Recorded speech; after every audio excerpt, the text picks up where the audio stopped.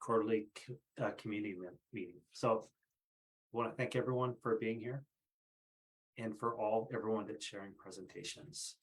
I'll show it. Recording in progress. I'll share our agenda so you get a feel where you are on the agenda. So we have quite a few presentations. So we want to make sure that we keep them to 3 to 5 minutes. So we hold our meeting time and end at 8:30. Am I sharing the correct screen? Do we see the agenda? Okay, we'll have everyone take a look at that and see where they fall, where the speakers fall. If you have any questions or you have problems sharing your screen, please reach out in the chat and we'll figure something out. While everyone's taking a quick look at the community I'm not report. seeing the agenda now, Joel. Sorry to interrupt. You're not seeing the agenda? I saw it at first and then it went away and now I see your desktop. There it is. Okay. Oh, now it's gone again. Yeah. This is how often I use Zoom. Do you see it now? Yep, now it's there. Okay, awesome. So while everyone's taking a look where the speakers are figuring out where you fall on the agenda, I want to give a quick plug to the Halloween takeover. So we're doing community building events again. Next Thursday, there's an event at the Skyway Bowl. Weston's having this community meeting. So there's going to be a lot of fun activities. So it starts at 6 p.m. There's going to be pumpkin painting and some other things. What's the movie that's being played? I can't remember the movie. Nightmare Before Christmas in 3D. Yeah, so we got a 3D movie. It's going to be a lot of fun. Okay. So I think we'll get started so we can make it through our agenda. And we're going to start with an update from the Skyway Coalition, and Jeremy's going to provide that. Okay, hey everybody, Jeremy Williams standing in for Rebecca with the Skyway Coalition. Just wanted to give some quick updates. If you're subscribed to the Skyway Coalition newsletter, you'll have seen a couple of calls to action come out just today, actually. So one is that it is King County budgeting season. So we're really asking community members to email or, if you can, give virtual or in-person testimony to the Affordable Housing, to the Budgeting Committee for the oversight of the King County budget. And particularly, we're looking for more investment into the community center. So while we have acquired $5 million for affordable housing and $10 million for acquisition of a site for a community center, it's going to take a lot more than that to actually get it built. So really hoping that community can show up and show out for advocating for additional dollars to go towards the implementation of that community center. And then also coming up this Thursday, we're asking that community show up to a open house that is at the Holy Temple site over in the Skyway Business District. It's at 4:30 to 6 p.m. and it's hosted by the new developer that has acquired that site, Garner Global. And so, to date, the coalition hasn't had a lot of voice in with this developer around the community needs and priorities. So it's really critical that our community members show up and voice their concerns and around community needs. So if you can, please try to come out to the open house at the Holy Temple site this Thursday, October 20th from 4:30 to 6 p.m. Thank you. And that's the update. Thank you, Jeremy. So next up is King County Local Services, John or Bong.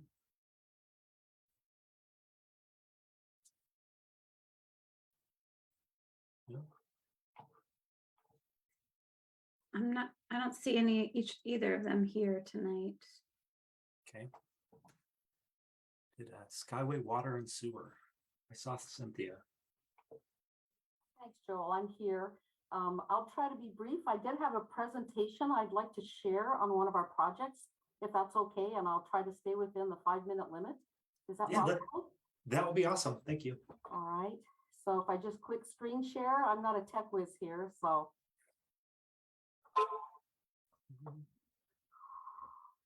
Here we go. Can everyone see my screen there? Yep, I see it. All right, great. My only challenge is I won't be able to see any comments in the chat room, so if you want to save that until at the end, that would be great.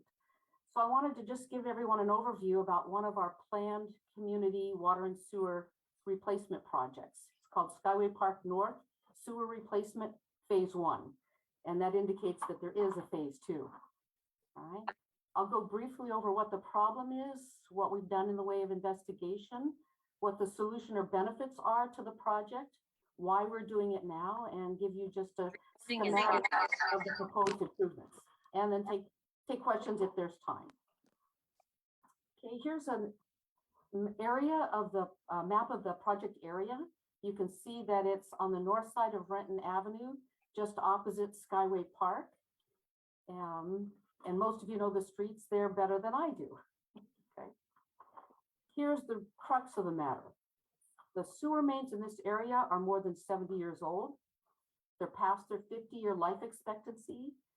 We've had numerous maintenance issues and backups that have resulted in property damage. And the sewer mains are subject to infiltration and inflow. That means fluids going into the sewer pipes that don't belong there because the sewer pipes are so decrepit. The water mains in that area are more than 60 years old, well past their 50-year life expectancy. They have a history of repeated breaks, and they don't meet our minimum standards of 8-inch diameter. The problem with main breaks is that they result in interruption of domestic or drinking water that comes to your house and fire protection service. There's the potential for water system contamination during repairs, and it's more costly to do repairs on the spur of the moment than when we plan replacement projects. We've done basically 2 types of investigation. One is geotechnical borings for subsurface information and field surveys to locate property lines and where the infrastructure is located. What are the solution and the benefits? Well, basically the solution is to replace the pipes and service lines. The benefits are it will eliminate, again, those costly emergency repairs. It reduces infiltration into the new by putting in new pipelines. We reduce the sewage load on our downstream main sewer pump station, which basically gives us added capacity for development in the upland area, reduces the likelihood of property and environmental damage, and avoids increased costs that we see due to insurance premiums resulting from claims. Why are we doing this now? As more time passes and the infrastructure becomes older, the risk of a main break or a service interruption increases. The replacement costs for this project have been incorporated into the water and sewer rates over several years. And we have recently, as of last year, secured a low interest Public Works Trust Fund loan through the Department of Commerce. Excuse me. Here's a very sketchy sketch of what we'll be replacing in that neighborhood. And again, this is a 60,000 foot level. So if it says 34 manholes, we might end up doing 35 or 33. All right. But we'll be replacing the mainline sewers on those streets, along with the side sewers and the manholes. To take advantage of this project, and because the water system is also in bad shape, we will be replacing the water lines and the hydrants in a similar area, along with the service lines to individual residences. Any questions? And hopefully that's within my 5 minutes. Yeah, that was great. I have a quick question. Your last line, you said you're replacing sewer lines to individual residents. So that Yes. means each home in that area is going to get a new sewer line? That's correct. I can't say to every home, Joel. That might be an area where we replace a main line and a property service line leaves the property in a different direction. But yes, we're allowed to replace the side sewer lines as part of a capital improvement project because a degraded side sewer brings additional flow and other debris into the mainline system. So as a way of protecting a brand new mainline system, we're allowed to replace the side sewer. Good question. Is there a process for inspecting those side sewers to see who's in more need of getting it replaced? Like maybe it's already kind of fallen apart with roots and whatnot. We will, unless someone declines to have their side sewer replaced, which they will have the option to do, we will be requesting a right of entry from customers because it will require us to go on their private property, and a property owner has the option to decline that. Or if they tell us that their, was replaced in the last year or two of their own volition, otherwise we would go ahead and replace it. So it's really the homeowner's choice, but it's to their benefit to take advantage of it, unless they have a brand new side sewer. Yeah, in terms of communication, how are you going to share with homeowners, hey, this is a good deal for you, you should do it? Well, right now we're including updates in our bi-monthly newsletter. We'll also be sending out mailers to customers, letters, talking about the project and asking for the right of entry to do that side sewer replacement. Right now, the project is 90% design.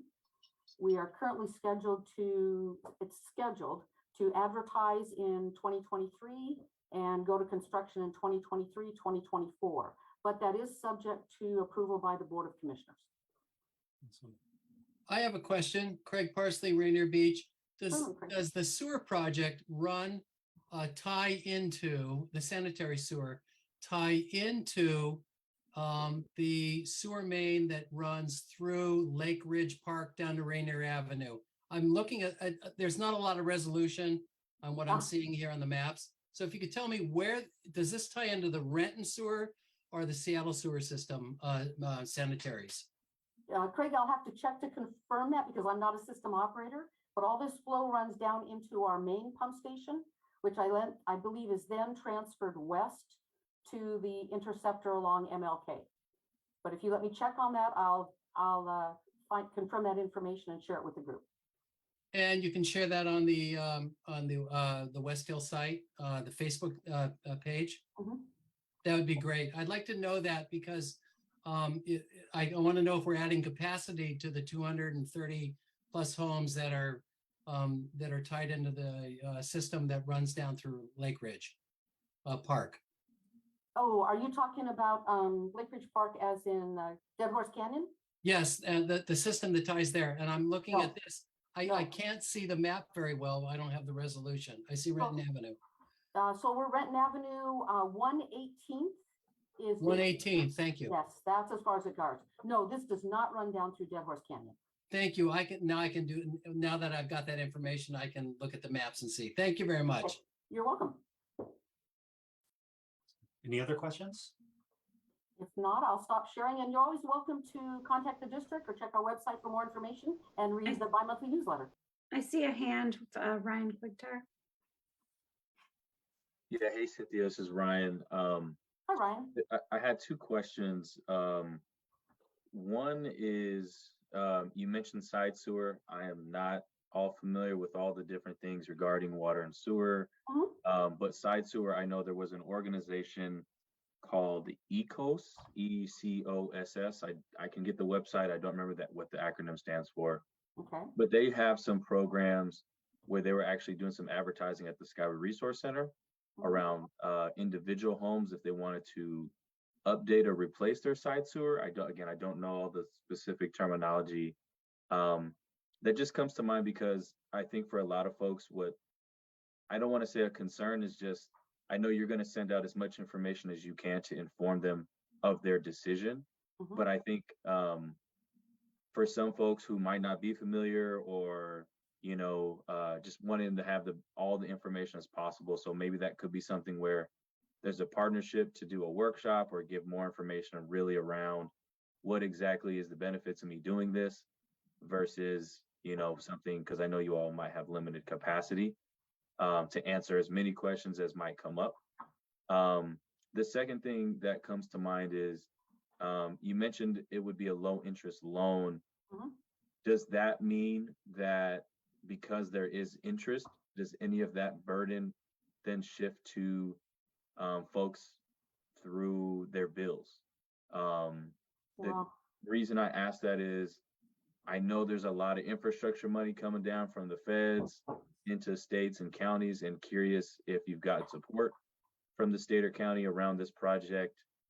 Because I think for the size of what you're describing now, that should be supported, and you not have to take out loans, but just curious.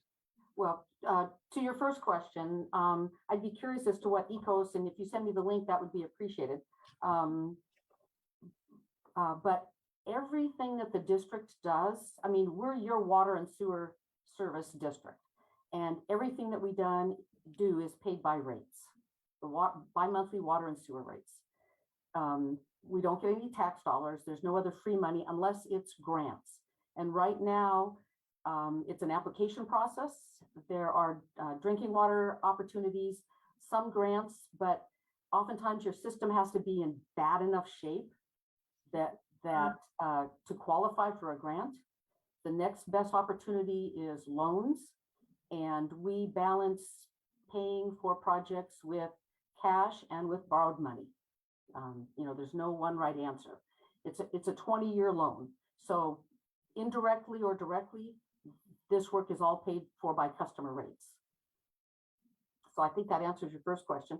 But also, as far as the side sewers, we'll put a tutorial or a 101 in our newsletter to just let folks know in general, because customers actually own the side sewer from their house to the main in the street or in their backyard, if that's where it happens to be.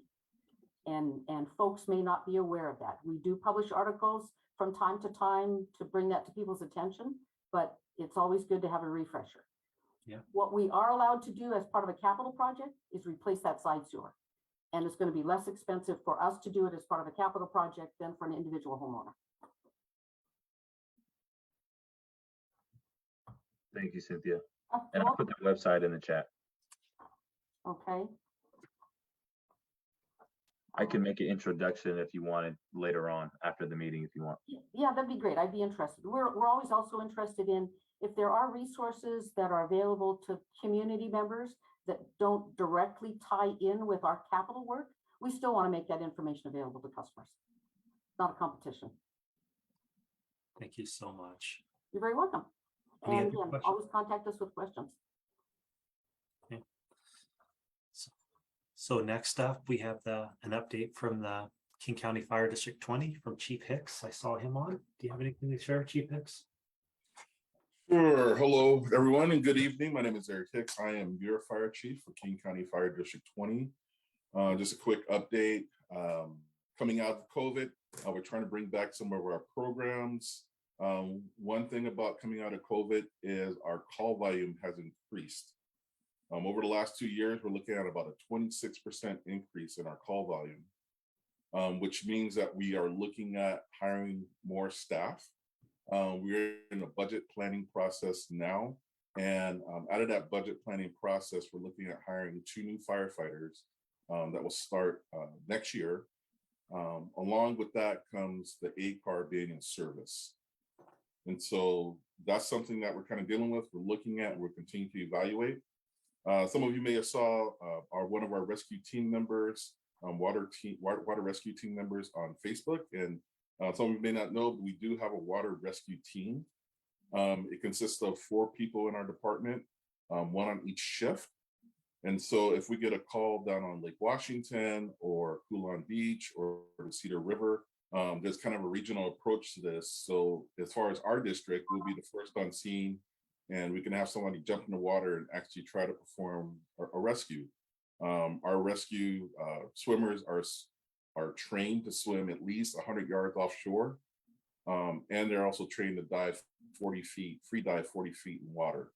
That includes pools, the lake, and also slow moving rivers. So we're very proud to have the team. The team's been in service since the summer of last year, and they have continuous training throughout the year, whether it's in the dark and cold weather. This is a year-round rescue team. Community events, we were happy to participate in National Night Out, the outdoor cinema. The Skyway Firefighters Union and the Skyway Volunteers Association hosted a pancake breakfast to benefit the Skyway VFW post. I want to thank the community and all of our safety partners that participated in the Health and Safety Fair. It was a great success, being one of the major events that we put on coming out of COVID. So we're very happy about that. One of the posts you might have seen also on Facebook that we sent a strike team or an engine up to Skycomish Valley to help protect the property and people of Index, Washington. So this kind of give you a quick overview what a strike team is. When there is a situation going on in certain parts of west of the mountains here, fire bosses or fire commanders can call for a strike team.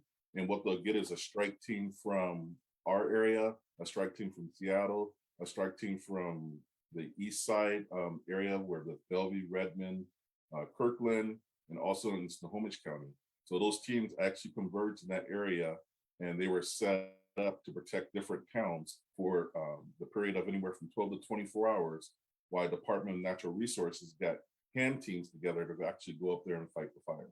So our department was participated in that and deployed up there for that 24 hours. Let's see.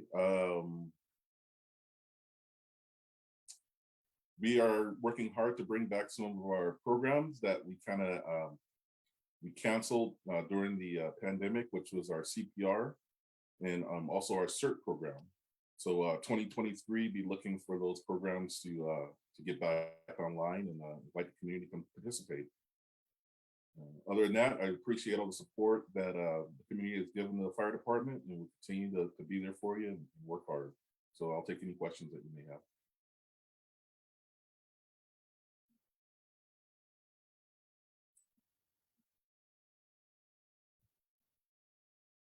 Any I was questions? unmuted, right? Anything in the chat? Nope, not for Chief Hicks. Okay, so let's move on. Thank you. Thank you, Chief. Thank you. Let's move on to the King County Sheriff's Office. Is Vicky on? Or Major Yes. Kanuski? I hope I pronounced that right. I'm not sure if the major's on or not. I'm here. I'm Vicky. I didn't hear from him tonight, so I'm gonna say I don't think he's on. Thank you for hosting tonight, and thank you for letting me speak. I am the new Community Service Officer for the King County Sheriff's Office in Skyway. For those of you that don't know me, I started August 1st. As Chief Hicks said, it was kind of like a jump in, and then they had National Night Out and they had this health and safety fair. So it was a really great opportunity to partner with our friends at the fire department for both of those events. And it's been a fabulous introduction to Skyway. Also got to meet a lot of my friends from the West Hill Association at those movies, Friday night movie nights. I really think that's fabulous. And somebody made a comment about how the fact that the wall has never been tagged, I'm gonna knock on wood as I say it, is really an indication of just the good work that's going on in the community and how much the community has respect for the West Hill Association. Yesterday, the Water District, I'm hitting all my friends here, hosted us for a meeting, for an interview session for hiring of the new community service storefront officer. So this is going to be a deputy who's a commissioned officer with the department that will just be responsible for engagement and sort of doing those deep dives into the community to see really where the need is from a commissioned officer's point of view. Basically, that's my partner because I want to do all the engagement work as well. We're going to be excited to probably announce that at the end of this week, who that person is. We had 4 really great contestants for that job, and we're really excited to get that person in place so that we can start doing more community engagement work. And I am happy to answer questions as well. Recently, I just talked to Chief Hicks about this today.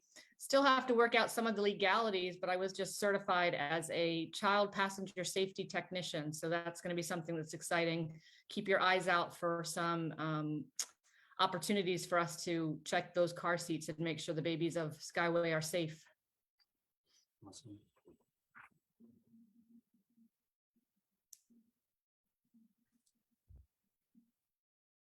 Are there any Alright, questions? Anything in the chat? Nothing in the chat. Okay. Thank you so much. Thank you. So now we're gonna move into Friends of Dead Horse Canyon. Hi, everybody. I'm Jennifer Pritchard with Friends of Dead Horse Canyon.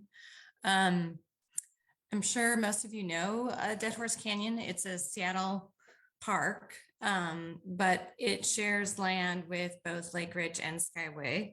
The canyon runs into Skyway and the forest. And Friends of Dead Horse Canyon have been working there for over 30 years, doing eco restoration, taking out invasive plants and planting local plants and trees. And recently, they've found out that SPU is doing a project to reduce sediment in the creek, Taylor Creek, that runs through the canyon. And realized that they were going to build a road in the canyon, cutting down hundreds of trees. So there's been a lot of organizing efforts around getting more information from SPU on behalf of the community and really the Friends group. And also just relaying back to SPU that building a road and cutting down many trees is not acceptable, and that we want a bigger community process to figure out another solution to reduce the sediment in the creek.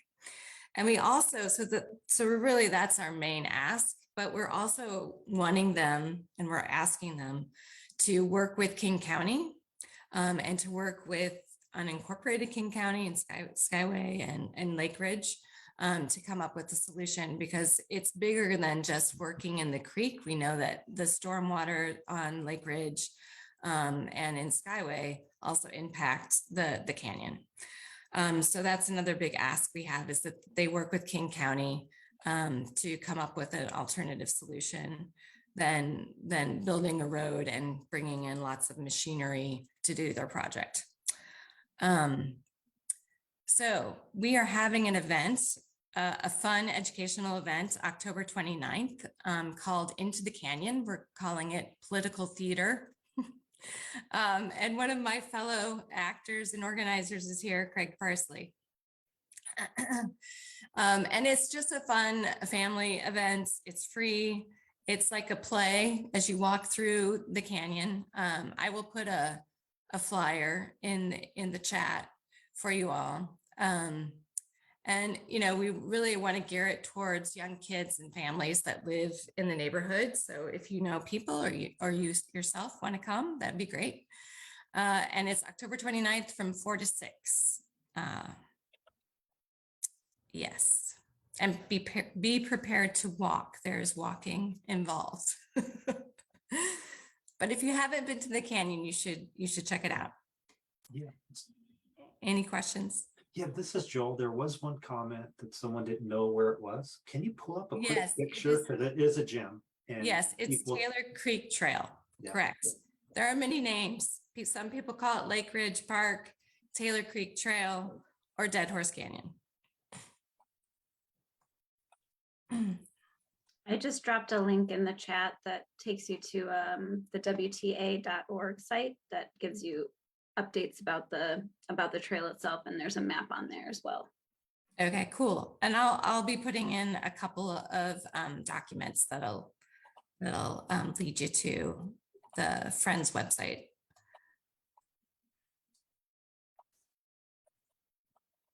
Just an FYI, on the 29th, the VFW is doing their trunk or treat. It might be a good idea for us to have some flyers maybe we can hand out. So after they're done with the trunk or treat, they can come over to your event. Yeah, there will be candy too. Yeah, that's Okay. great. So I'll put the link in for the flyer or the Happy link. to hand some out. Okay, thanks. So I'm gonna just show a quick picture, try to share, just so people understand how much of a gym that is. So you access it through Lake Ridge Park, but it's a total gym. I've taken my Cub Scouts there over the last 5 years, a couple times a year. And it's just an amazing place. So Friends of Dead House Canyon, thank you for all the restoration work you've done, because it's beautiful. I'll thank them. I've just joined recently, so I feel like I can't take that praise. There are some people that have been in the organization for years and years, but I'll relay that back to the stewards. Yeah, good pictures. Are there any other questions?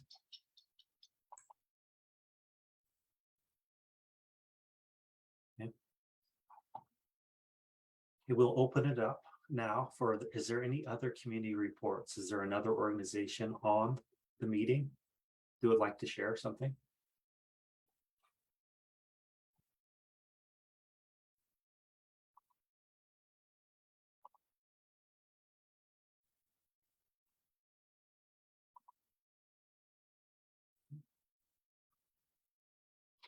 Okay. I'd just like to add on the West Hill Facebook page.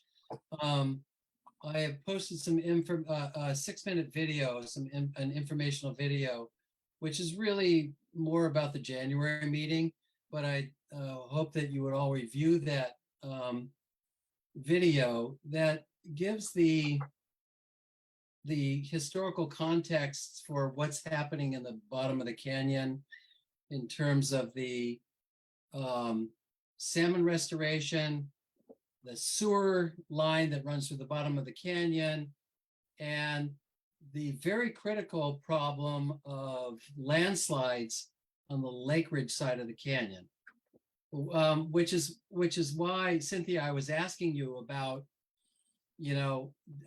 does that particular sewer line hook up to the sewer that runs down through Dead Horse Canyon, because some of the King County properties actually do tie into that sewer line. And so all this is related. So that is on the West Hill Facebook page and for you to peruse, but it's really about the next meeting, because I know this is when SBU comes to make their presentation, I'll have more to discuss at that time, but I'd like you all to take a look at that.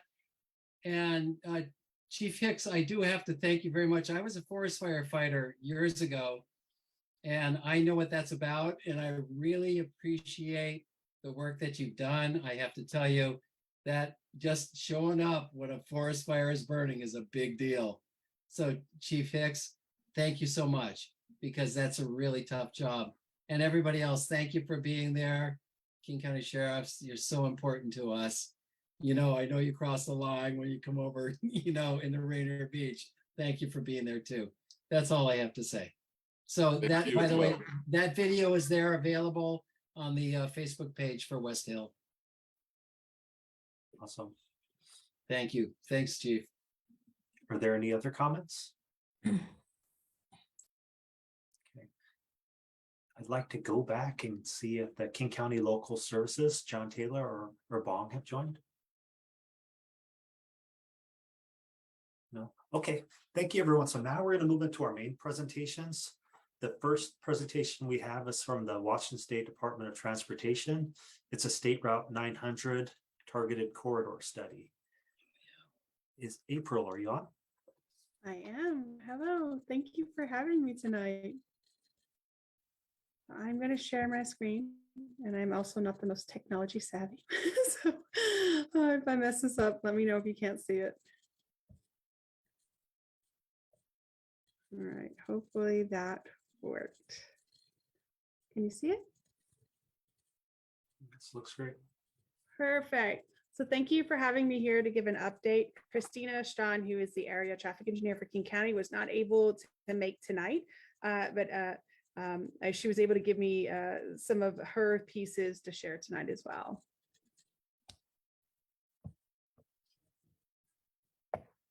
There it goes. So the big things I wanted to give an update on are some of the community engagement, the 2 community engagement events that we have gone to, and some of the feedback we heard and how we propose to incorporate that into the report. And then some updated recommended concepts and strategies, and to walk you guys through kind of what some possible feedback and next steps are as we move forward to trying to start designing this with the community and then constructing it. So this is the Health and Safety Fair, which is a great event that we went to. We also went to the King County Participatory Budgeting. We went to a pop-up at the very beginning of August. That pop-up was located at Creston Park, oh my goodness, I can't believe I'm forgetting the name. Creston Point, I believe, Apartments, drawing a blank for some reason. And that was really focused on trying to understand information on how they needed to cross the street, where they wanted to cross the street, and what their needs were to access things that they couldn't because of the roadway that's there. And then the Skyway Health and Community Fair, we talked about both the crossing as well as the roundabout to just understand what some of the concerns were and to understand how we can move forward and what that looks like and as we go forward. So this is kind of the overall initial. This has not changed since the initial. I haven't updated graphics or anything.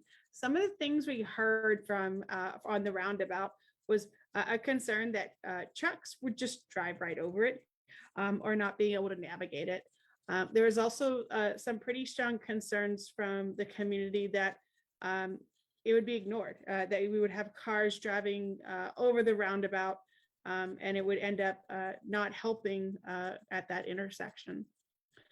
There was some concerns, and this is something we've heard throughout, is just the speed of State Route 900, sorry, doing another study on 99 as well, on 900, and how they could slow it down and how we could make this a safer place to be. And there was concern that this would be too hard to figure out for pedestrians crossing the street. For the projected crossing at Creston Point Apartments, we asked a lot of questions about where people wanted to cross the street. And overwhelmingly, we heard less about where people wanted to cross the street and more about the concern of where the location of the northbound stop is and how very far away it is from the other southbound stop.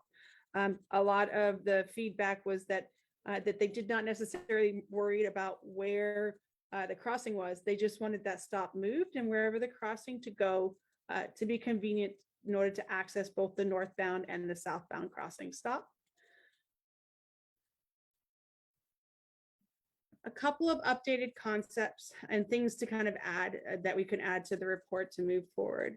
One of the things that we need to add is that this is going to require an intersection control evaluation at South 129th Street. And what this means is anytime WSDOT or any other agencies touches an intersection to do something to it, whether it's adding a signal or improving a ADA piece by putting a bulb out or something like that, we're required to do what's called an ICE. And what that looks like is trying to understand what is the best solution to improve mobility at that intersection. It looks at, does a roundabout make sense? What are the other pieces we could look at?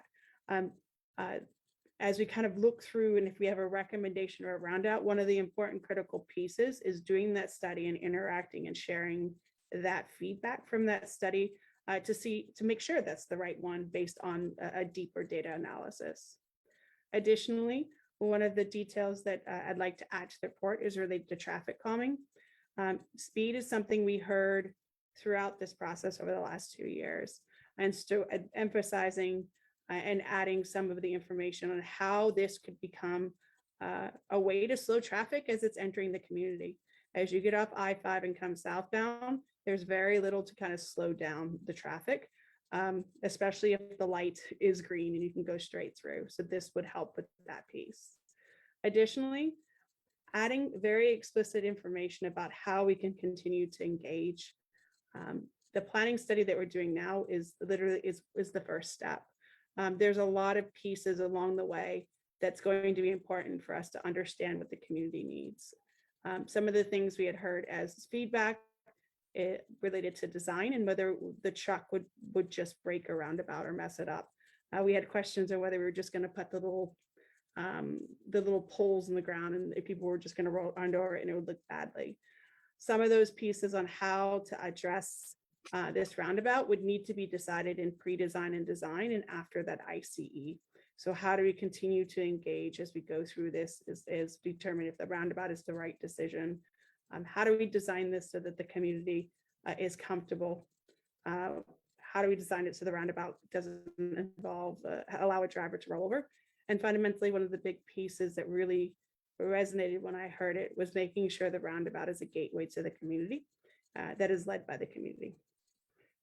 So those are kind of the pieces that I think would be important to add, so we can give some depth on what the next steps are if for the 129th intersection. First, to assess if it's the right solution by doing that required analysis, and second, to make sure that there is a community engagement every step of the way as we do determine what the right solution is, as we determine what are the things that we could do to make this roundabout really reflect the Skyway and West Hill communities areas. Another piece that really has come up that didn't raise necessarily a piece, but one of the efforts that WSDOT has been really emphasizing and coming through legislation is making sure that we're providing facilities for bicycles and pedestrians. And so one of the edits to the report that's being recommended is to widen the one side of the roadway from 8 feet to 10 feet. This would allow that side of the street, which would be the north side, to better accommodate those that want to both bicycle as well as walk as they're using those facilities, and get them bicycles not to feel like they have to use the street and compete with vehicles. Additionally, an added nuance is making sure that we add that requirement of an ICE at the South 133rd Street. The report and recommendation recommends that we add a traffic signal with protected pedestrian crossings at that location. Because we would be touching the intersection, we would also have to do the same evaluation that we would have to do at 129. This would also involve needing to coordinate with the community to understand what the needs are and to start looking at the data to emphasize these are the solutions to make sure that a traffic signal is the correct solution to add that needed pedestrian crossing in this location. And lastly, is the vicinity of Crescent Point Apartments. This one, we're not going to put a location on it. Originally, we had put kind of a line in the report of where the location needed to be. It became really crystal clear based on the feedback that it was incredibly important that we move the bus stop and open the crossing to serve both the northbound and southbound stop. Until we can continue to coordinate with Retro to understand where they would be willing to put that bus stop and how close to South 135th Street, which is the preferred location based on what we heard from the community. Then we can cite the exact location to make sure that the location of that new pedestrian crossing serves both the relocated northbound stop as well as the southbound. So we're going to be putting in the report the recommendation to coordinate in order to move that stop and then choose that location based on that relocated stop so that it makes sure that it is convenient to access both of those stops. So next steps, one of the pieces that I really want to emphasize and I would like to put in the report is just the continued need to understand the community and understand what's important as we start looking at some of these recommendations, the need to start seeking more funding for this one, and also the need to start looking at kind of design elements. What are those things that are critically important, like the gateway at 129th? How do we make that work with whatever comes out of the ICE report? The crossing and how do we work with Metro? Those are kind of the next step, what we could be considered pre-design, where we're getting those design elements. We're doing some of the survey work to understand. We're looking at the ICE report and coordinating the community based on some of the data that's coming out of that. Additionally, we would need to update this report. This will enable us to start seeking some of that funding to keep having these conversations and design what needs to happen in these locations, and also incorporate into some strategies and partner plans as we're going forward. I think one of the big pieces is we are still in the running for designing the north side 10-foot shared use pass, as well as the 2-foot buffer to make sure you're not walking on this set, you're separated from traffic. I'm hoping we hear from that we were able to secure funding by April or May of next year, but we're going to continue to seek funding in other locations. So as we keep working through and working to understand what are the design details, what are the things we need to understand about what Skyway would like to have as a gateway to the community for 129th, then we could actually be able to kind of pull the trigger to get some of that funding. And with that, I am happy to take funding, and I apologize, my voice is going.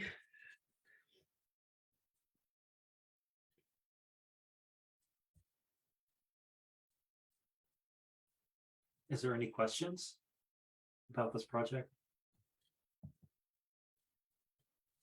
This is Vicky again. I'm curious about the Creston Point. So you're saying that the community from Creston Point was more concerned with the bus stop moving, but is there a study underway to put in some kind of a crosswalk in between? Because I know people like to cross there. This study is it. So this study identifies the need, and this is we've identified by publishing and getting this study in place, we can then go after the funding to design and construct that.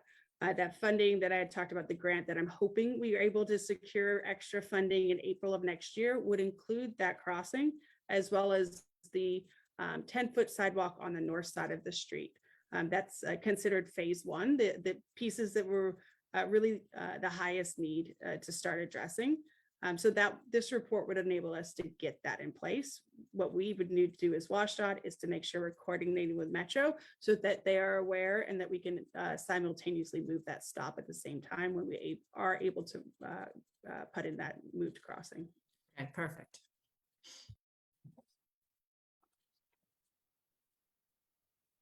Any other questions?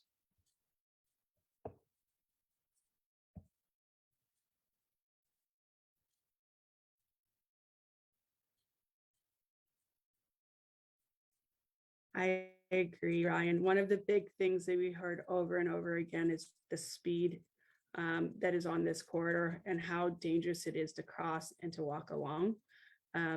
One of the big benefits of that roundabout, as well as adding places where cars have to stop. So the new crossing for pedestrians, the new signal at 133rd, something at 129th, is to break that flow of being able to lay on your gas pedal and not lay off. But there's other things that we're working on that weren't necessarily be in this report. I'm working with the safety office to understand what are the things that we could do now that cue drivers to understand that they need to slow down. There's ways that we can intervene in the environment that the driver is in to cue them to drive right down. Some simple kind of explanation is narrower lanes. When you're driving in a narrow lane, you tend to go slower because you feel like you're going to go off the lanes. Some of those other things, we're working to kind of identify some of those things we can put in the same place. Ultimately, what the goal is to lower the speed limit on this roadway.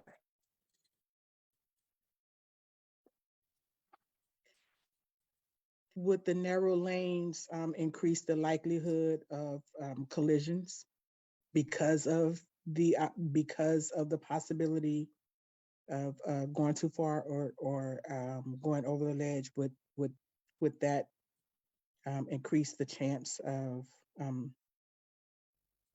if not head-on collisions, at least side swipes? I'd have to talk to Christina. She is my traffic engineer that would be able to answer that. That's one example. I don't know if that's one they're considering. I should have made that much more clear, so I apologize. But we're trying to figure out ways that we can change the environment to make this a more pedestrian and bicycle friendly, and to make it easier to cross the street and lower the speed of the cars that are using it. The exact interventions, I don't have a clear list of what we can do along the way.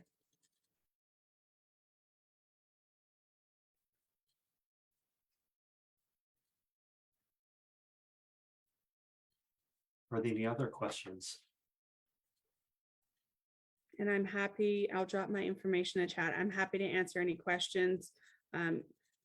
We are going to be staying engaged as we try to move forward and try to get more feedback on how we design this to make sure it reflects the needs of the community. And part of the ability of this planning is once we can get it through with more information on how we need to continue to engage and more information on how we can make decisions that incorporate the community feedback, the faster I can start pulling in funding to do some of the designing and construction work.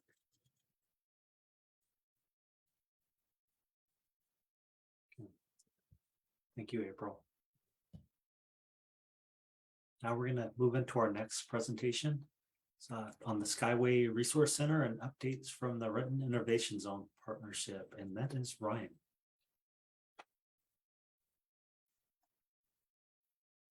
Good evening, everyone. My name is Ryan Quigtar. For those who I haven't met, I work for the Renton Innovation Zone Partnership, or RIZP, as we're commonly referred to.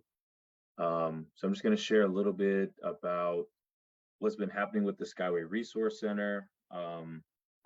Almost to the day, it's been 2 years since we were officially recognized and designated as a HUD Envision Center. That was October 16th, 2020. October of 2021, we formally announced to the public that US Bank had donated their former bank branch building. And so now we're in October of 2022, and we've just completed our kind of years-long work around community engagement for the design for the renovation. I do have a couple slides here that I want to share. And for those who were part of the UFSP meeting earlier today, bear with me because it's some of the same images and I'll be saying some of the same things. So y'all can be my co-presenters if I miss anything. So I'm going to share my screen here real quick. Okay, so just a quick context and background.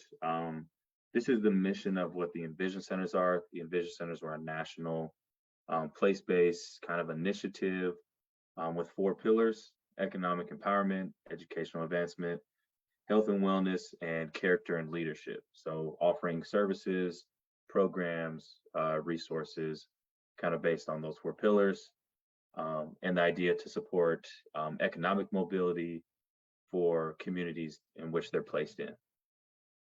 This definitely aligns with something that was called out in the Skyway WSDOT Action Plan back in 2016. And then even before that, there was some organizing done around a community center visioning. This is not the community center, but there were definitely themes that we pulled from that report. And we're working with the exact same architect and design schematic workshop. But what was specifically called out was to establish a space open to the community where service providers can conduct programs geared towards activities to benefit youth, seniors, and or other targeted populations. So this is an image of the potential tenants that we are engaging to move forward once the building is opened. The key word right now is potential. Nothing has been signed. We have had conversations with all these organizations here listed, and majority of them outside of, I think, the 2 King County logos here, even though DLS is over Skyway, everyone here pretty much, and Harborview, everyone else pretty much is based in Skyway or the South End. So that was really important for us to have local CBO organizations and give them a home, you know, for those who don't have one currently and we're looking for one. I think one of the cool things about the Skyway Resource Center is outside of, I would consider Nevzat community owned, but outside of his developing cafe, that's going to be across the street from his stand, there are no necessarily community owned spaces where we control programming per se. So I think once this is open, it'll be really cool to see how community decides how to activate the parking lot, how to, you know, host workshops in the building, different things that happen in the conference rooms, which I'll go into. So just really exciting to see this develop. So in terms of tenants, that's one of our next steps, is to engage further in conversations secure lease agreements, figuring out operations and our operating model to move forward and just kind of go from there. So in terms of timeline, right now we're finishing up the concept and schematic design, and I'll show some images and a couple slides. And then moving into the fall through next year, finishing up design development and then going into permitting. We have had a meeting already with the permit and fire marshal, and was really good in terms of things that we thought would be required are not required. So it's kind of up to us if we want to include. And Chief Hicks is on the call and he's already given some great advice beforehand. So I also feel good about saying this, but for those who aren't familiar, we technically don't need a fire sprinkler system in the building. To a lot of folks that might sound kind of weird to say fire sprinkler systems not a requirement. But there are certain reasons for that. And currently as the building is, there is no fire sprinkler system in what was the US Bank building. So for us, that's an option. Obviously for community, the perception of safety is very important. So that's something that we're kind of on the table about around, do we have enough money to include that in our entire budget list? There's a number of other things that we got answers to in terms of permitting, what is required and what's not. One specific example from this is we are not required to include a lift or elevator in the building to the second floor. There is a partial second floor. For us, we do want to make sure there's ADA accessibility to the second floor because there's a large conference room and another restroom. So we will be including a lift in the building where the staircase is, and obviously part of our budget. We are looking at construction starting, right now the timeline says May. A lot of this has to deal with permitting. We're estimating 4 to 5 months.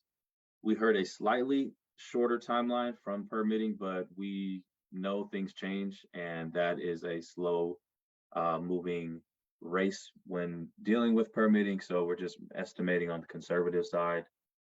And again, January finishing up construction, but depending on hopefully before the end of 2023, we would like to have construction fully complete and having some kind of grand opening ceremony either the end of 2023 or beginning of 2024.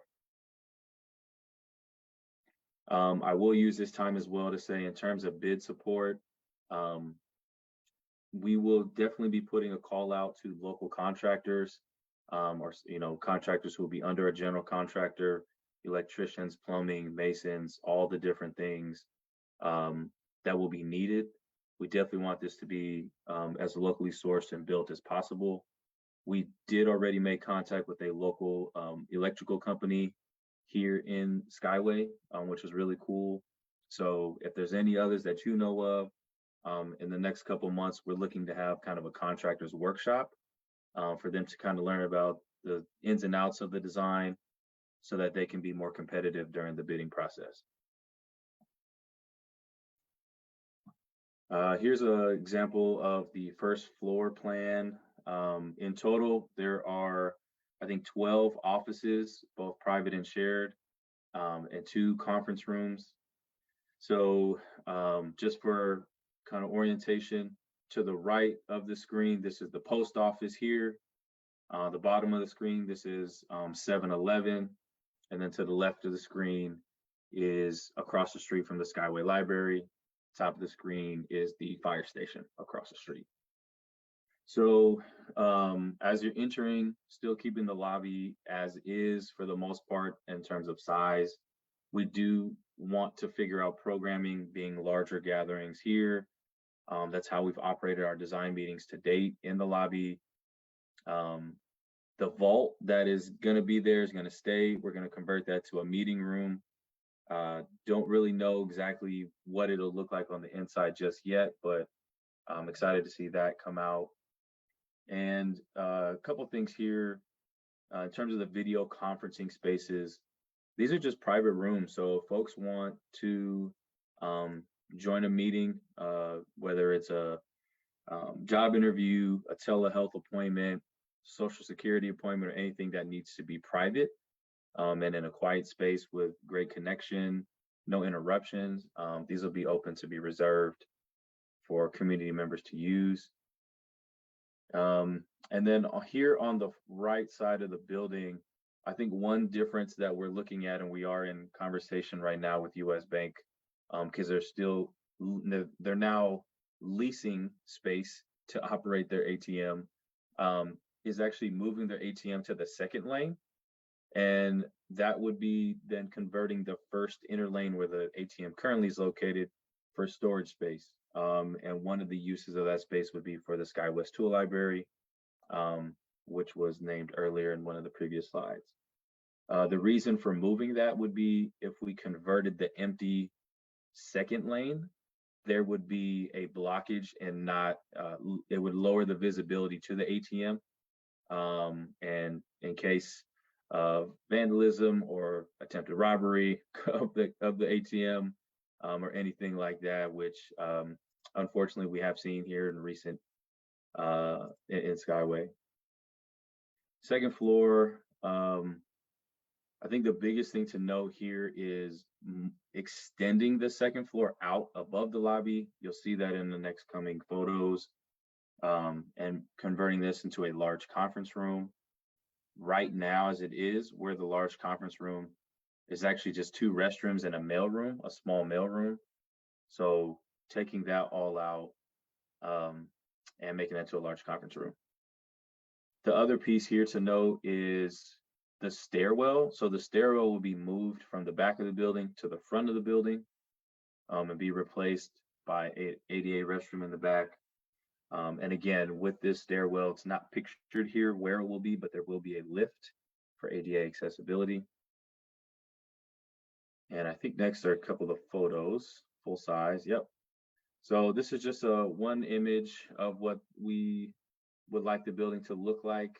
For those, again, understanding kind of where we are, the thing that stands out the most to me, obviously, is the green wall, the vegetation wall in the front of the building, but also the added vegetation here where I think there's like maybe 2 or 3 parking spots right here in the front, which is pretty cool.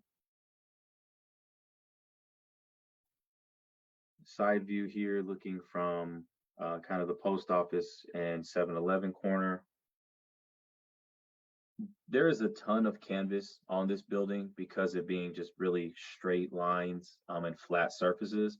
So one of the things that we're really trying to activate is art in the building, on the building. You know, we have not, and it's not just up to the core team to decide. I continue to say this to them as well. You know, how often do we replace murals? If anyone's familiar, or if you wanted to look up Wynwood Walls in Miami, I only say this because I went to school down there. Wynwood Walls has a ton of wall space, and they always do really large murals, but they're actually kind of floated in and out every couple weeks or couple months. So I just say that to say, I'm not stuck with an idea of saying, if we put a mural up, it has to stay forever. There's so many artists, from our students to adults to our elders, who I think who contribute in different ways. In another photo here, this is the walkway, what is currently just the kind of covered area, but with this added vegetation wall to the right. This would help with shading in the summertime. Insulation, the building has 0 insulation as it is right now.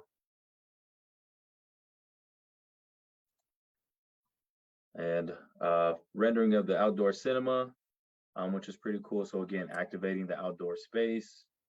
And again, also not just the outdoor cinema, but the Urban Food Systems Packed Farmers Market, their first one being next Sunday. So I think, again, a lot of different opportunities here to activate for different things. This is a photo from the lobby. Again, more art on the inside.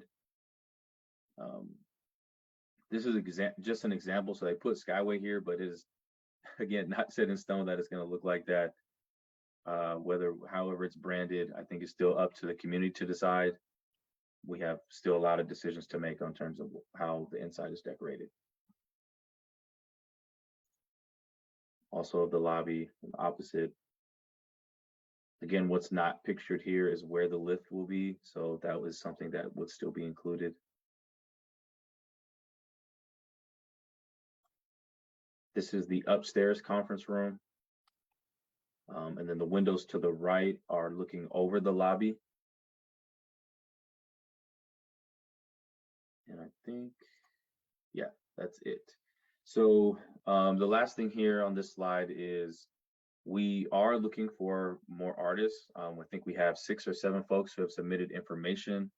But we did just secure a $50,000 grant from For Culture that'll go towards our capital funding to kind of build, whether it's racks on the outside or any display cases or anything, gallery walls on the inside to display art. So if you are an artist or if you know of anyone, please fill out the form. I'll put the link in the chat, or you can scan the QR code right here.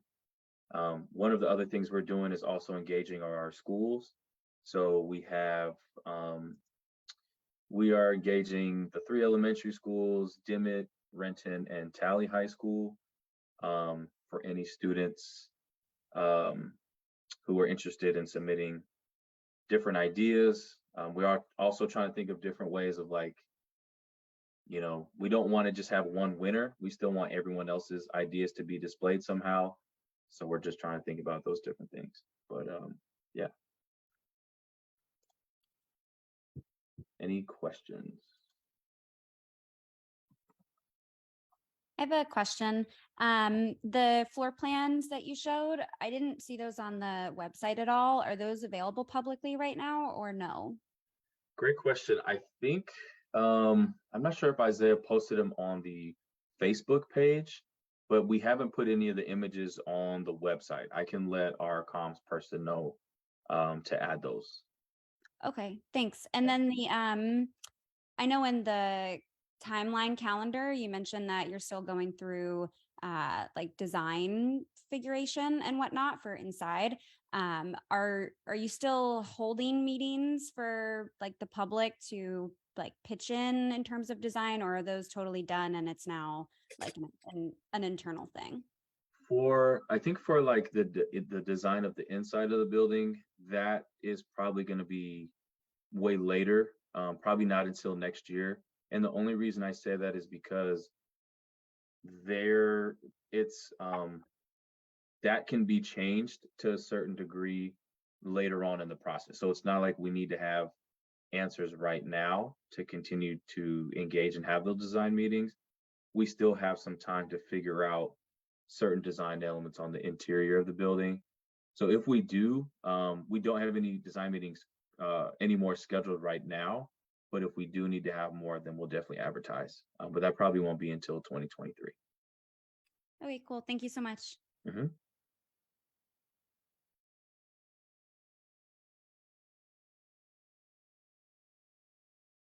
Any other questions? And I just put the link in the chat for the artist call form. Thank you, Ryan. Got a couple shout outs for all your good work.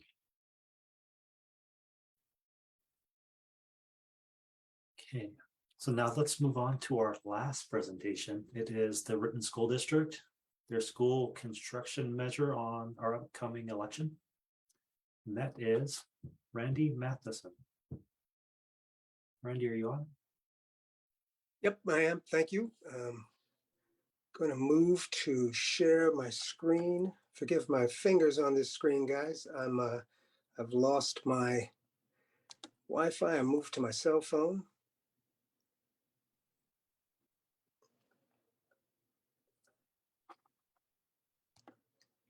Is anything showing up there yet for you guys? Actually, it doesn't look like it's allowing me to share this screen. Hold on a second. There we go. All right. Is that viewable? Can we see that? Yeah. Wonderful. Okay. Hi, my name is Randy Matheson. I'm the Executive Director of Community Relations in the Renton School District. Most students on the West Hills Skyway area attend our schools Ryan actually mentioned them. They're Bryn Mawr, Campbell Hill, and Lake Ridge Elementary School and Dimmitt Middle School. And of course, all of those schools matriculate into Renton High School. In this presentation, I want to share some information about what is on your ballot. The election is November 8th. That's the deadline. Election actually starts tomorrow as ballots begin arriving in homes. But we do have a measure on the ballot. It is a school construction bond measure. You'll want to make sure you flip your ballot over to side 2. There are a lot of candidates running for office, federal, state, regional offices. Renton School District's measure moves to the back of the ballot. So please remember to flip your ballot over to find Renton School District's measure on side 2.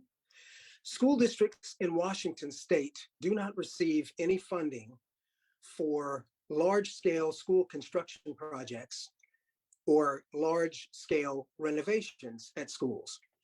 For instance, right now, we're actually building a new elementary school right off of Duval in the Sunset area of our district. That, along with a lot of other projects that's going on at Renton High, Lindbergh, Hazen, there's lots of projects going on at our high schools to increase space for hands-on learning and science classes. Our graduation requirements have shifted over the last few years. We're requiring more hands-on education like aerospace engineering, construction, healthcare, jobs in the healthcare field, and of course, science. And those new requirements mean we have to make alterations to our classrooms at our current high schools. Those projects, big projects like that, aren't paid for by federal or state funding. School districts have to put together long-range school construction plans and then break those plans down into smaller measures and present those to voters for approval. So this measure on your November 8th ballot includes some of those big projects that we need to move forward with to continue to improve our schools. So our voters over the years have overwhelmingly approved these school construction measures by 62, 64, and 72%. In 2019, we actually received that 72% support by voters. I think anyone who's run for office or helped manage campaigns understands that 60, 72% means that voters are overwhelmingly in support of the things that you're doing. And with that support, we've been able to do things like replace and improve our school play fields, our high schools, our gyms, just lots of work throughout the district. This is a map of our district. And once again, our school district actually goes well beyond Renton proper. Our school district boundaries, like most school districts in the Puget Sound area, touch many other municipalities. Our school district actually is in 7 different municipalities: Renton, Skyway, Seattle, Bellevue, Newcastle, some of Tukwila, Kent, unincorporated King County. So we've got schools all over. And as you see in this map, those are the locations of our schools. And then that chart shows some of the work that we've been doing over the years. And what we want to show here is that we spread that work out. We make sure that when we plan these construction projects and present them to voters, that we're doing work in schools throughout our district, not just in 1 or 2 areas. So our work moving forward is spread out all over the district. And let's take a look at what some of that work is that's on your ballot. Safety and security, always top of mind for our school district, keeping students and staff safe. Our locking systems in schools have improved over the years. We want to continue doing that. All of our school classroom doors lock from the inside. Our perimeter doors are kept locked through the day, and one door at the front of the school is the main entry point for the school. If you see that picture down at the bottom of this slide, that's Lindbergh High School. What we're doing there is what we plan to do at all of our other schools, and that's create these vestibule entryways. So they're sort of double entryways. You come into the front of the school, and then there's a second door, and there's a partition between those two. We put video intercoms there, so front office staff can ask what your purpose is at the school, double check and make sure you should be coming in. I do want to mention that we don't want to harden our schools, right? We don't want to create schools where our parents can't get into them to pick up their child to take them to the doctor for the day or something like that. So we have to actually balance the safety and security measures with reality, and that is allowing access for our parents and staff who come in through the day. We have staff who go to various buildings for specialized care of students. They need to be able to get in and out of schools. But safety and security is very important. We want to continue improving our locking systems, our key entry systems, and these vestibule openings to schools. Right now at Lake Ridge Elementary School, actually, we are still in the construction mode. The front of that school is being remodeled to include one of these vestibules as well. So that's it's a complete reconfiguration of the front entrance of that school, the front office staff, video cameras to allow folks in, and so on. We also want to continue our seismic structural and HVAC, or heating, ventilation, and air cooling systems in our schools. We always have to take a look at new guidelines and safety measures that are put in place by the state and federal governments to ensure our schools are able to withstand earthquakes or natural disasters. So we have to continue to improve our seismic and structural work in schools. Heating, ventilation, and air cooling systems, of course, are vitally important. They've always been important, but they became even more important through the pandemic to make sure that air quality in schools was constantly rejuvenated and remained consistent, so that the virus wasn't taking hold of folks inside the school. We did do some of that work, the HVAC work, during the pandemic, but of course, with our schools, and we have 25 schools throughout the district. Within our schools, some have been built as recently as 2018, and some Renton High School as far back as 113 years ago. So there's always work to be done in our schools, no matter how new or good they look on the outside. Structurally, there's always things to do. So here are the two high-end projects on this bond measure for November 8th. One, we want to find enough property, and that is about 30 to 40 acres, to build a new Renton High School campus. And I'm going to give you some reasons why we want to rebuild Renton High. In this slide, though, I want to stay on property. I bring the map up again on this slide to show you that we've got lots of area in our district to sort of work through to find property. It's not just in Renton proper. Lots of folks like to say, well, you're never going to find 30 to 40 acres in Renton. Possibly. That's quite probably, actually, because there's not a lot of land to be had. But our district goes well beyond Renton proper. So we've got lots of places to look at. Our intent is to find the property within the Renton High School boundary, the Renton High School service area, so that there is no disruption to boundaries. And our students on the West Hill continue going to the 3 elementary schools, Dimmitt Middle School, and then into Renton High School. So here's the reasons behind wanting to build a new Renton High School campus. First of all, Renton High School is built on a very small piece of property, considering what a high school should be built on. It's on about 20 acres of land. High schools are built on roughly 30 to 40 acres. You see on the slide there, both Hazen and Lindbergh are on property well beyond 30 acres. So Renton High School is built on a very small piece of land, and it's been there for a very long time, and there's not a lot of land around it to expand on. So there's not a lot of growth for us to sort of build out at Renton High. Lindbergh and Hazen actually do have space on their campus that we can build out on. In fact, we added a new science wing at Hazen High School a few years ago, and right now we're reconfiguring a large portion of Lindbergh High to expand it, build up and out, and we're expanding the footprint of that school, so there'll be lots of space at that school. We can't do that at Renton High because of where it sits in the city and because of it's on a small piece of property. Second of all, Renton High School is built on tribal land. We know that underneath Renton High School, both the Green and Black Rivers converged back in the 1800s, where a lot of Native peoples lived and had commerce and had community. And we know that underneath Renton High, there's a lot of that archaeological history and artifacts that once we start digging around Renton High, we know that we have to bring in archaeological specialists and Native American specialists to oversee that kind of construction on that site. That impacts the cost for something at Renton High considerably.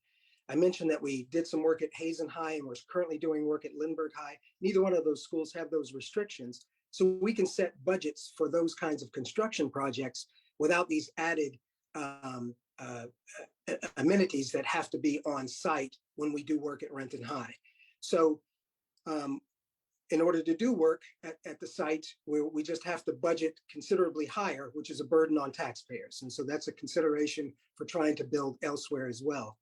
I want you to look quickly at that second photo in the slide. You see that is Renton High's footprint there in the blue and red. That red area of Renton High is an area that is the playfield, which we have not been able to actually do anything on for decades, because that playfield, there's two reasons for that. One, that playfield sits directly on what we believe is the archaeological sites. Renton High School sits directly in the flight path of the Renton Municipal Airport. So that slide at the bottom, I don't know if you can make that out. That's an airplane that's passing right over the tennis courts at Renton High. You can physically see the person in the cockpit of those small planes talking on their headsets as they go to land if you're standing on Renton High School property. What that means is we can't, the Federal Aviation Administration will not let us build up at all on that site in that flight path. And of course, we wouldn't want to. We wouldn't want to impede air traffic, but we can't put lighting on that field. So that field in the wintertime by about 5 o'clock is just dark. It's useless. Can't be used by students. The lights on ball fields for high schools go 40, 45 feet in the air. In order to wash the area with light, you have to get up pretty high to shoot that light out across that large field. And we can't put those lights up because that would be right in the flight path. We also can't build on that site. So we couldn't put a building on that site because we're restricted by the flight path as well. So there's that red area on that map literally has had nothing done to it for decades, and there's nothing we can do with it unless we decide we want to put a lot of cost in it for archaeological and Native American oversight. And even then, we're still within that flight path, so we can't build up on that thing anyway. We can't build up at Renton High, so we can't extend the height of the building. And those are just great restrictions on doing any kind of construction at Renton High. So the three main reasons for wanting to build a new Renton High School campus: small site, and it's on Native American land, and it's in the direct flight path of Renton Municipal Airport. Before I move on to the next slide, I do want to say this: we do not have plans. We will not tear Renton High School down if we build a new campus elsewhere. We will use Renton High for other purposes. One purpose could be, eventually, we're going to have to do extensive work at Dimmitt Middle School. There are over 900 kids that attend Dimmitt, so we can't move them to a small school while we do work on that school. So a possibility is to use Renton High as a staging area for a year or two as we do extensive upgrades at Dimmitt, house them at Renton High, bus them up there, and then bring them back home. And we could do the same thing for Nelson Middle School students. That middle school also in the near future will need some extensive work. So we can use the building. We have uses for it. It's a historic building. We do not plan to demolish that building, and we want to maintain its historic significance. So what's the cost to the measure? So those are the things that's on the ballot. Here's the cost to the measure. Our tax rates in the Renton School District have been decreasing since 2016. We've decreased by 34% since 2016, going from $5.35 down to $3.55. The reason for that is there is a great number of renters, homeowners, businesses, and others who have moved into the Renton School District who all pay the same tax. Our taxes are capped. So if there's more people and more businesses paying that tax, the less you would have to pay as an individual, right? Does that make sense? So more people paying, more businesses, even renters, part of their rent is taxes. The more folks that move into our district, the less the burden is on you as an individual. So even if this $676 million measure passes on the November 8th ballot, we're going to see our tax rates drop again in next year down to $3.16. That's another 39-cent savings for taxpayers. So we're able to do this work even if this bond measure passes and continue to see our tax rates decrease for the owner of property and renters and businesses in the district. This slide shows that decline that I mentioned since 2016. Tax rates have been consistently dropping. This is a stagnant screenshot that I present here. If you own a home that's worth $500,000 and it maintained that value over these years, you would have saved over $1,000 a year in taxes, rented school district taxes. Obviously, homes have increased in value and assessed value over the years. 500,000 is sort of a median range. There are some houses even going up in the West Hill Skyway area that well over $1 million. The more your home is valued at, the more your savings, because you're saving each year, you're saving a tax rate. As I mentioned in this slide, we go from $3.55 per thousand of assessed value. That means for every $1,000 that your property and home is worth, you pay $3.55. Next year, it drops to $3.16, even if this measure passes. So that is what's on the ballot. That's what it costs to move this plan forward. We've got this presentation and a lot more information is on our district website, rentonschools.us. Ballots come out tomorrow. You'd want to flip that thing over and vote by November 8th. We're on social media, Facebook, Instagram, Twitter. You can find lots of information on those sites. And we, on Friday, so they should be hitting mailboxes this week as well. We mailed every household in the district. And again, most of Skyway West Hill is within the Renton School District. So you should be receiving a brochure, a mailer that actually outlines what's on the ballot. And it goes over what I've presented tonight, what's on the ballot, what it means to your taxes, and what our plans are moving forward. That is the presentation. Do we have any questions?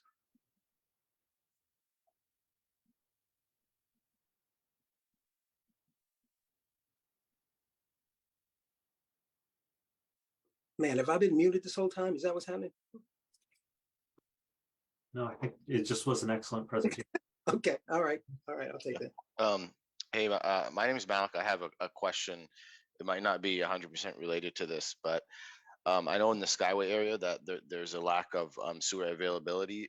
I was wondering if this bond is going to help address that when you're talking about school expansions and stuff. I actually live right next to Dimmitt Middle School, and I don't have sewer on 80th Avenue South. And I have another property off of South 133rd. It's a multifamily, and I don't have sewer there either.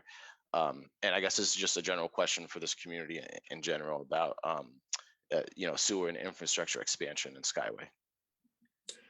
So I think there's still someone on the Zoom that can answer sewer questions. From the Renton School District standpoint, no, we don't do anything beyond our property proper. So we don't do any sewer or infrastructure work. We sometimes do work on improving sidewalks and roads that lead to the school as we're doing improvements, but nothing to do with infrastructure that's sewer related. I see. I appreciate your answer. I have a question about utilizing the Renton High School for Dimmitt while renovations or something are being made. That it's concerning to me because it's right in the heart of downtown Renton, and I know the kids would be bused there, but I'm just thinking that's a really young age group. And I know that when I used to drive through there on my way to work, that the high schoolers would cross the street. They didn't cross the street, a crosswalk or what have you. So just concerned about the safety aspect and the traffic and all that in that space. And just wanted to know if there's been any, conversation around that or, thoughts around safety and the traffic. I appreciate that. I want to be very clear here. We do not have any plans right now to move any students from Dimmitt to Renton High for renovations. That's just a concept that we could use that school. We could use Renton High for something like that if this bond passes and we move to actually build this new campus, the Renton High campus somewhere. I can tell you this though, if we do move forward and we're able to actually move students to Renton High from Dimmitt in order to do major work at Dimmitt, that school would be administered and managed much different than a high school. Students would be on campus. They're not allowed to leave campus for lunch. What you have seen at Renton High are students, older students who are allowed to leave school to go to lunch. They go over to Safeway and they go to some local restaurants and they run out for lunch and then they come back to school. A middle school would not have that leeway. Middle school students would be kept on campus all day. And parents would pick them up or buses would take them home. So they wouldn't. And of course, if they came from the Dimmitt area, they wouldn't be walking. So there'd be no walking to Renton High from the Dimmitt area. So all kids would either be bused or dropped off by parents. And so it would be managed much differently than a high school. Thank you. Thank you so much. Sure.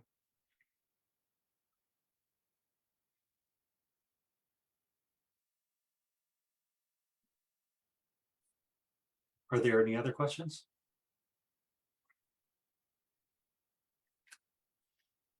Okay, it looks like we're going a little over time. I just want to thank everyone for attending and sharing all the great work you're doing. There's quite a few community events coming up in the next few weeks, especially around Halloween. I will try to work through the meeting to get a list of all the things that are happening. I know there's 3 Halloween things. There's a very important meeting coming up, I believe on Thursday, that Jeremy brought up from the Skyway Coalition about informing the developer of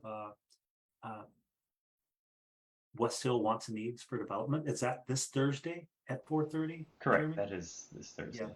Yes. That's a critical meeting. We communicate with our friends and family that live in West Hill.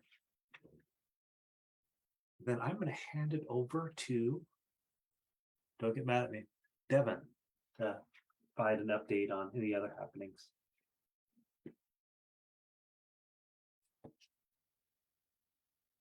You still there, Devin? I'm here.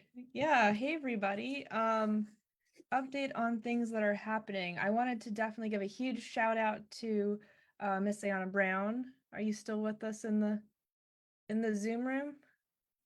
Hey, there you are. I was hoping I could pass off in a second the mic to her for just a sec to shout out some of the things she has going on. But I just wanted to encourage everybody next Thursday, like Joel brought up, the 27th is our Halloween takeover. It starts at 6 o'clock at Skyway Park Bowl. There will be a trick or treat trail, so you'll get loaded up with candy. It's all ages. We have a live DJ. We have a magic show. We have activities and fun stuff all the way from 6 to 8. 8 o'clock, if you can stick around, we'll be playing The Nightmare Before Christmas in 3D with real 3D glasses. It is one of those can't miss events, in addition to all the other fun stuff that's happening. We will try and keep the West Hill calendar updated, so we'll be adding a whole bunch of events to that and then posting those to our social media channels. So the very best way to stay connected to us, you can go to mywesthill.org/connect. There are a whole bunch of ways on that page to get connected to us from our Facebook, Instagram, Twitter. We have several email newsletters. We have the website, the blog, and the email or the website calendar. And you can always reach out to us, contact@mywesthill.org or through any of our social media channels. If you have any questions or can't find anything, we'd be happy to help connect you. So I want to pass the rest of my time off if I can, Joel, if that's okay, to Miss Ayana. That sounds good.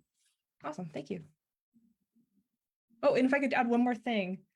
One more exciting thing is we have our annual West Hill Community Association Halloween Spirit Contest. So if you have one photo, it has costumes, decorations, pumpkin you carved, anything Halloween, picture you drew, whatever you're proud of, shows Halloween spirit. Just submit that one picture to us by Friday. You just go to mywesthill.org, mywesthill.org. You'll see a banner right at the top with a link. It'll take you to a form. Drop that photo in. You can do it on your phone even. If you're chosen as one of the top 3 winners, you get one of those really flashy, exciting trophies I know some of you have seen, and a gift card to a local business. So do not pass up this opportunity. Go snap a photo of those costumes you're working on, the front door that you decorated, the jack-o'-lantern you carved, your dog's costume, anything that you have. Send it into the Halloween Spirit Contest and you could win by Friday, mywesthill.org. Thank you guys.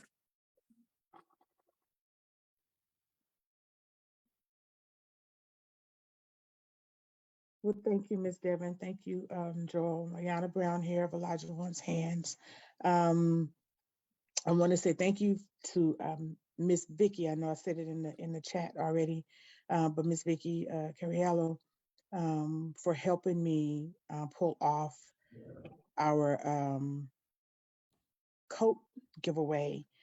So Elijah One's Hands has 3 signature annual events that it does every year. And we are expanding that outreach. And one of them is a coat giveaway. And the other one is Shop with the Cops. So we did the coat giveaway at the storefront. It was between 200 and 300 coats that we gave away, and they're all brand new. And we are now getting ready for our Thanksgiving dinner at Tally High School. It's on Thanksgiving Day.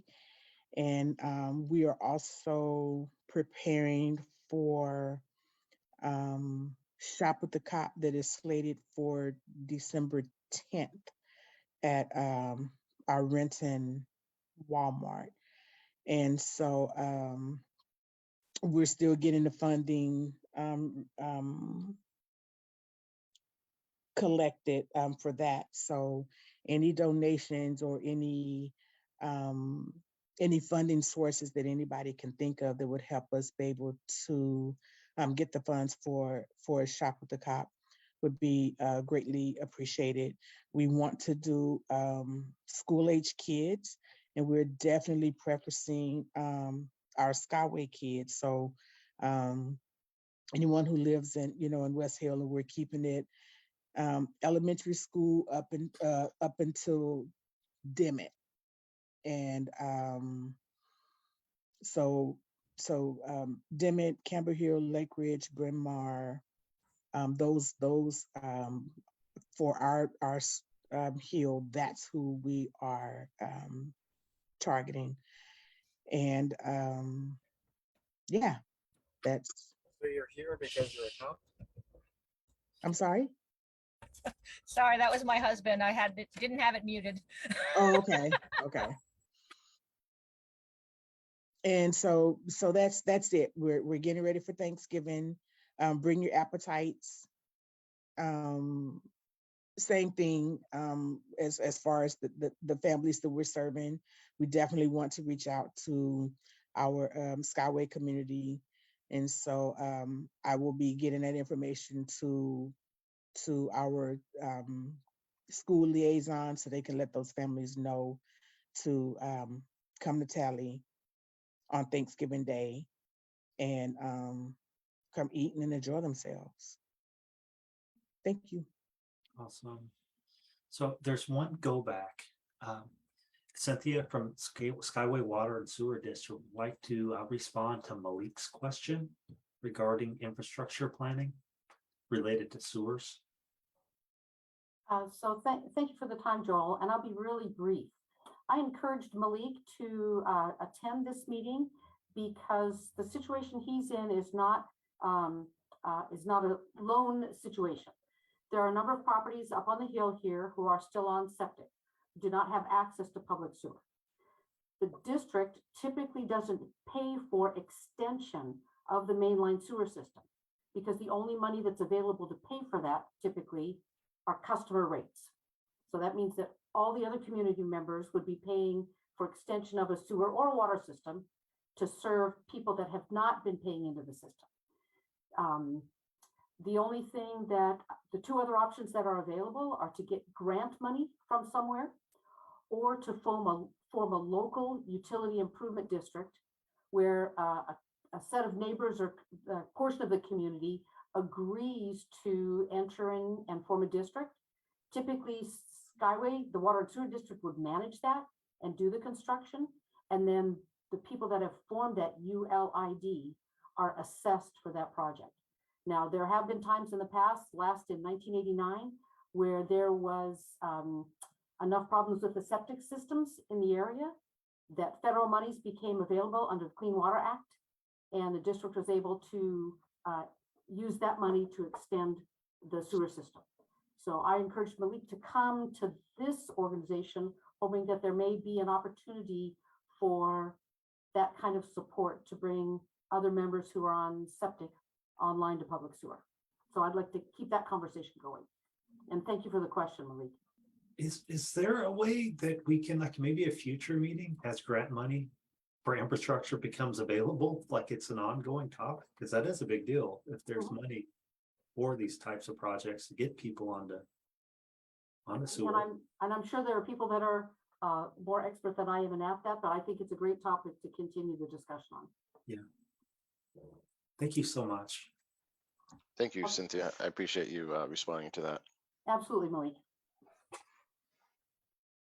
Are there any other follow-on questions? Any other topics do you think should be included in this meeting? It wasn't in this one. Infrastructure, I think, is a good one. Is there anything else?